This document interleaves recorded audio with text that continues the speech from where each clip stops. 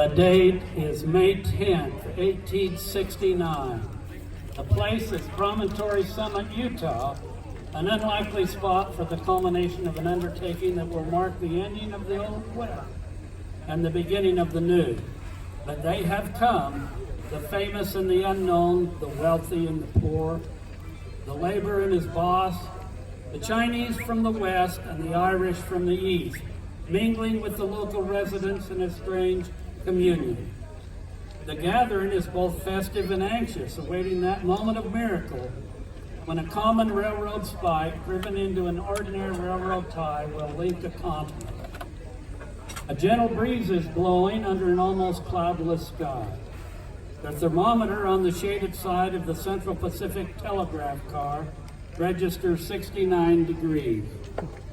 Above the babble of voices can be heard the soft hissing of the steam locomotives which herald the beginning of a new era.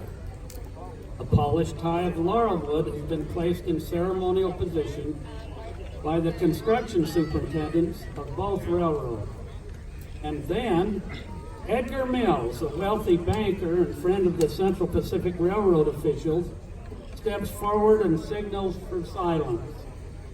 And so a nation, as well as the spectators gathered here, await as the drama of men's hopes and prayers and dreams begin to unfold on this 10th day of May, 1869. And you are here. Ladies and gentlemen, on behalf of the officials of both railroads, the Union Pacific and the Central Pacific, I bid you welcome. Yay! We are met today to commemorate the completion of a project which is a remarkable example of the vision, the determination, and the labor of thousands of men in a union, which this day shall be commemorated forever. We are assembled here to link the ends of the earth, to join the raw riches of the American West with the finished products of the industrial East. We also end this day with mixed emotions, with joy that in a combined effort and a common cause, the brains, the sweat, and the muscle of thousands of men have joined together under the guidance of Almighty God. But it is with profound sorrow that we remember and pay homage to the hundreds of men who gave their lives that we might stand here at this moment and share one with another this sacred occasion.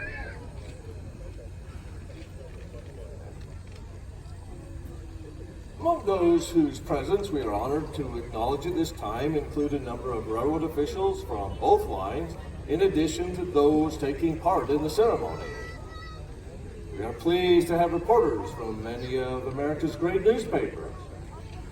From the territory of Utah, among other dignitaries present, is Bishop John Sharp, the railroad bishop representing Governor Brigham Young. We also have Mayor Lauren Farr of Ogden.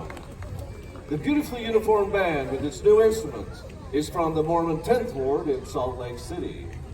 But most important is the telegraph operator who will keep the entire nation informed of these proceedings as they transpire. He is Mr. W.N. Schilling, Western Union operator from the Ogden, Utah office. We also take pride in the 21st Infantry Band and some of the men of the regiment. They are under the command of Major Milton Cogswell and Lieutenant J.C. Courier of Company K. And now, to unite us in thanks to our Creator, may I introduce a man who has traveled many weary miles to be with us today. He is the Reverend John Todd of Pittsfield, Massachusetts. Reverend Todd. From Promontory to the country. Bulletin, almost ready, hats off. Prayer is being offered.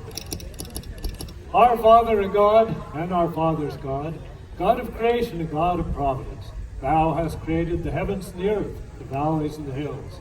Thou art also the God of all mercies and blessings. We have assembled here this day, upon the height of the continent, from varied sections of our country, to do homage to Thy wonderful name, in that Thou hast brought this mighty enterprise, combining the commerce of the East and the gold of the West to so glorious a completion. We consecrate this highway for the good of Thy people.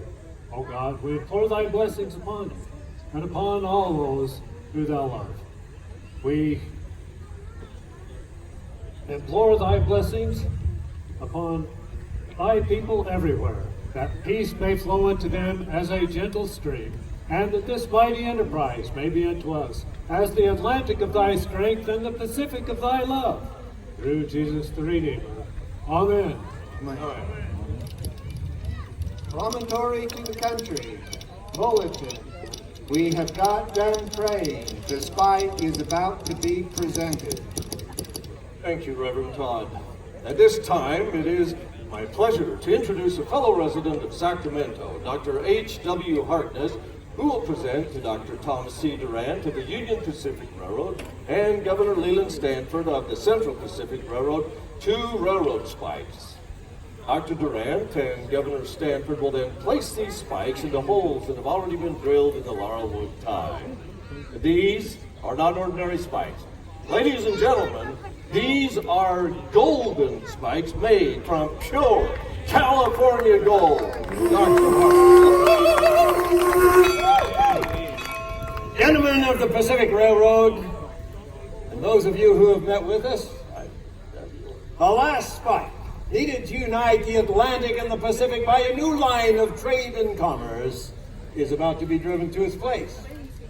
To perform this act, the East and the West have come together.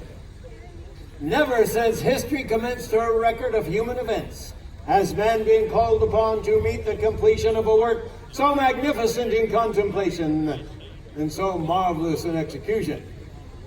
California, within whose borders and by whose citizens the Pacific Railroad was inaugurated, desires to express her appreciation of the vast importance to her and her sister states of the great enterprise which by joint action is about to be consummated. From her mines of gold has been forged a spike. From her laurelwoods has been hewn a tie. And by the hands of her citizens, she offers them to become part of this great highway which is about to unite her in closer fellowship with her sisters of the Atlantic. From her bosom was taken the first soil. Let hers be the last tie and the last spike. And with them accept the hopes and wishes of her people, that the success of your enterprise will not stop short of its brightest promise. In conclusion, I should like to draw your attention to this spike, the gift of David Hughes of San Francisco. On its head is inscribed, the last spike. On 3 sides, the names of railroad officials, and on the 4th side, this sentence. May God continue the unity of our country as this railroad unites the 2 great oceans of the world.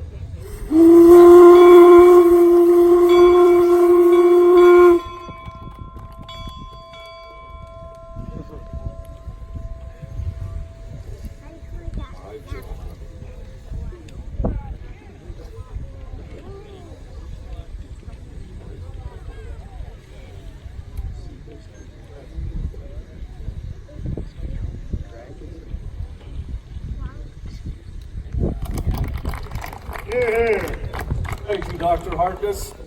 And now it is my pleasure to introduce the United States Railroad Commissioner and candidate for governor of the great state of Nevada. He will present a spike of pure silver from the famed Comstock load on behalf of the people of Nevada. Mr. F.A. Trito. Thank you, Mr. Mills. Appreciate it. From the iron of the east to the gold of the west, Nevada adds her link of silver to span the continent and web the oceans.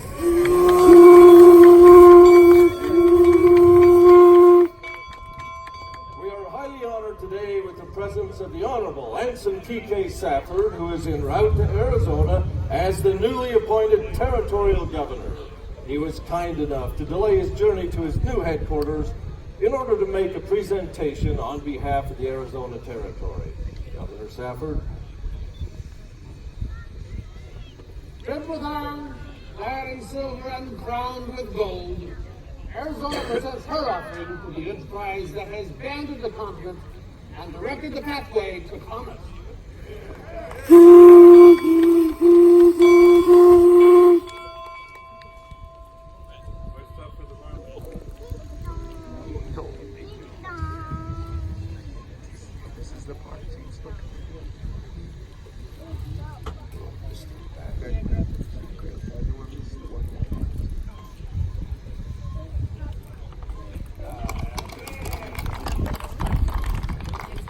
Thank you, Governor Safford and Mr. Tridle. And now, friends, it is not only my duty, but my honor and privilege to introduce a man of vision, a man of courage, a humanitarian, and one who is highly esteemed by those of us who call him our friend. He is a Californian whose farsightedness has contributed in large measure to the success of this great enterprise. Ladies and gentlemen, the President of the Central Pacific Railroad, Governor Leland Stanford. Gentlemen, the Pacific Railroad companies accept with pride and satisfaction these gold and silver tokens of your appreciation of the importance of our enterprise to the material interests of the whole country, north, south, east, and west. These gifts shall receive a fitting place in the superstructure of our road.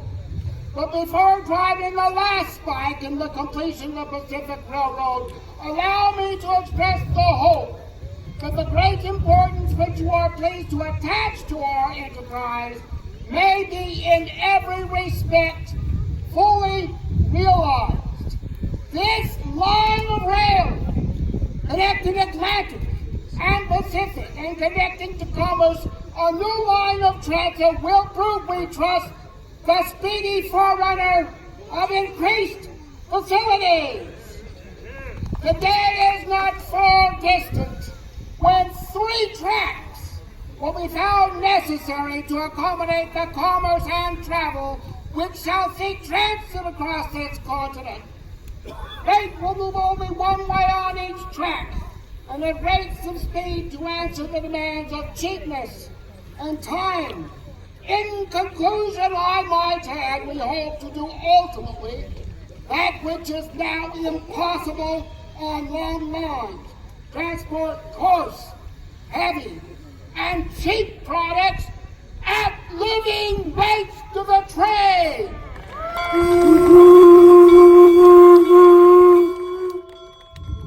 Thank you, Governor Stanford, for your astute and timely remarks. We regret that Dr. Durant is suffering from a severe headache and has temporarily retired to his quarters. In his absence, and in the absence of the President of the Union Pacific Railroad, Mr. Oliver Ames, we have asked General Grenville Dodge, Chief Engineer, to represent his railroad with a few remarks. General Dodge. Thank you, sir. Gentlemen, the great senator from Missouri, Thomas Hart Benton, proposed that someday a giant statue of Columbus should be erected on the highest peak of the Rocky Mountains, pointing westward, denoting this as the great route across our continent. Today, you have made that prophecy a fact. This is the way to India!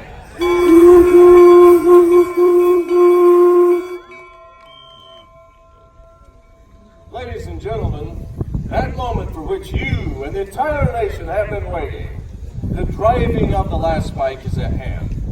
At this time, we wish to commend both railroad companies and their workers for their efficiency and hard work in bringing this monumental undertaking to its successful fruition in a record 6.5 years instead of the 12 years allotted to the venture. A final presentation in the form of a silver-plated spike ball will be made by Mr. L.W. Cole, President of the Pacific Union Express Company, after which Dr. Durant and Governor Stanford ceremonial tap on the precious metal spikes with them all. Mr. Cole. Railroad officials, honored guests, and friends, it is the privilege of the officers and workers of the Pacific Union Railroad to express their congratulations upon the completion of this modern-day miracle. This silver-plated spike mall is symbolic of our good wishes.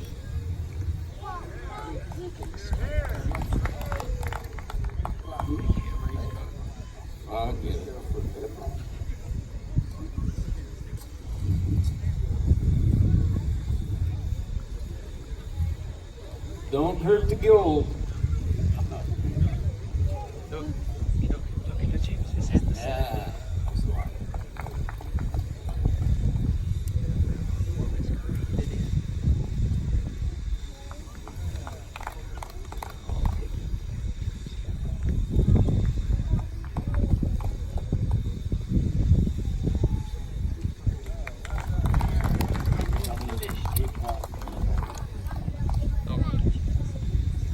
At this point, I should explain that the last spike is a regular iron railroad spike that can be driven with a maul. Both the spike and the maul have been wired to the transcontinental telegraph line so that people everywhere can hear the blows as the spike is driven.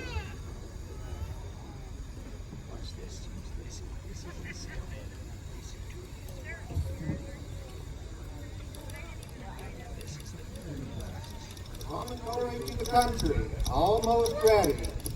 Dr. Durant has adjusted the spike. The spike will soon be driven. The signal will be 3 dots for the commencement of the blows. Oh!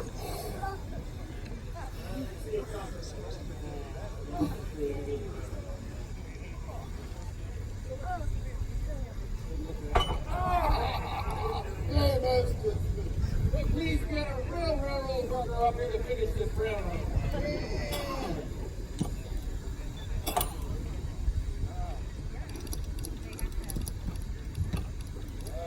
From Promontory to the country, bulletin D-O-N-E, done.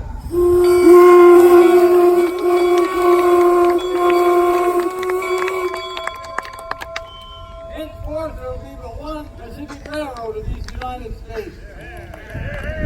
Promontory to the country, President Ulysses S. Grant, Washington, D.C. Mr. President, final bulletin. The last rail is laid. The last spike is driven. The Pacific Railroad is completed to a junction 1,086 miles west of the Missouri River and 690 miles east of Sacramento City, California. Three cheers for the Union Pacific Railroad. Hip, hip, hooray! Hip, hip, hooray! Hip, hip, hooray! Some of you aren't hip-hipping now. Three cheers for the Central Pacific Railroad. hip, hip, hooray! Hip, hip, hooray! Hip, hip, hooray! Central Pacific. At that moment, one era ended and another began. The golden spike became a symbol of hope for a better way of life with new challenges yet to be accomplished. We thank you, ladies and gentlemen, boys and girls, for being with us today. Thank you.